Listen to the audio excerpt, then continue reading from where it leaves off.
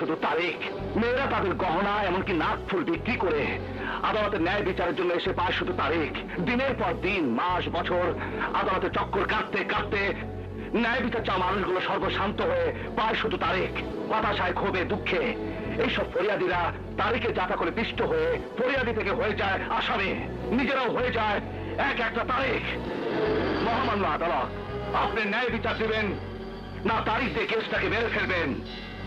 সবাই চেয়ে আছে আপনার দিকে ন্যায় বিচারের জন্য, আর তা যদি আপনি দিতে না পারেন তাহলে ভেঙে ফেলেন এই আদালত, ছেড়ে দিন ওই জজের চেয়ার, বন্ধ করে দিন বিচারের নামে প্রহসন, ছিঁড়ে ফেলে চালিয়ে দিন ওই আইনের পুস্তকগুলিকে, যাতে ন্যায় বিচারের আবেদন নিয়ে এসে আর কোন ফরিয়াদি পথের ফকির না হয়ে যায়। That's all my lord.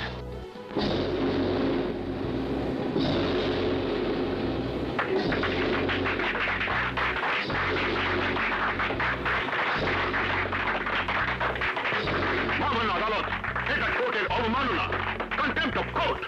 আপনি ওই উকিলকে এমন শাস্তি দিন, এমন চরম শাস্তি। Order, order, order. কাকে শাস্তি দেব আর না দেব সে বিচার আপনার নয়, আমজাদ আলী সাহেব। Order, order. এই কেস শুনানি শেষ না হওয়া পর্যন্ত চলতে থাকবে।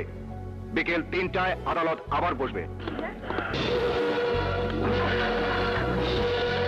মহামান্য আদালত, আমি ঠিকই বলেছিলাম, মিসেস নীলাকে আদালতে আসতে না দেওয়ার জন্য প্রতিরোধ করা হচ্ছে, আর আমি সেটাই দেখতে গিয়েছিলাম। দেখলাম নীলাকে মেরে ফেলার জন্য গুন্ডা বাহিনী ঝাঁপিয়ে পড়েছে।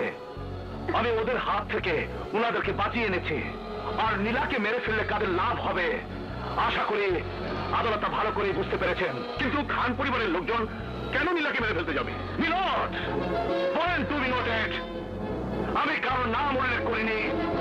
ব্যারিস্টার আমজাদ আলী নিজেই নিজেদের নাম উল্লেখ করে এটাই প্রমাণিত করে দিয়েছে যে তারাই চেষ্টা করেছিল নীলাকে মেরে ফেলতে। আমি আগের তারিখের জেরা শুরু করতে চাই, আর তার জন্য রাজা খানকে আমার অসমাপ্ত প্রশ্নগুলি করার জন্য অনুমতি চাইছি। অনুমতি দেয়া হলো। রাজা খান হাজির।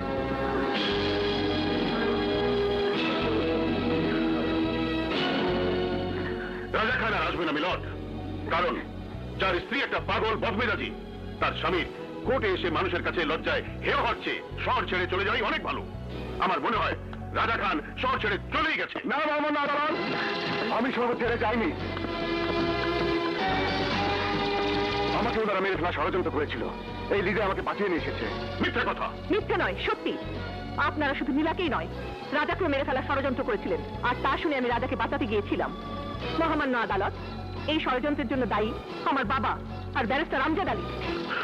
রাজা খান, আপনি কাঠগড়ায় দাঁড়িয়ে আপনার বক্তব্য পেশ করুন। মহামান্য আদালত, এটা সত্যি, ইলা বলাৎকার হয়েছে আমাদের বাসায়। আমি দেখেছি আমার ভাই মিশা খান ও তার বন্ধুরা মিলে ইলাকে নষ্ট করে দিয়েছে।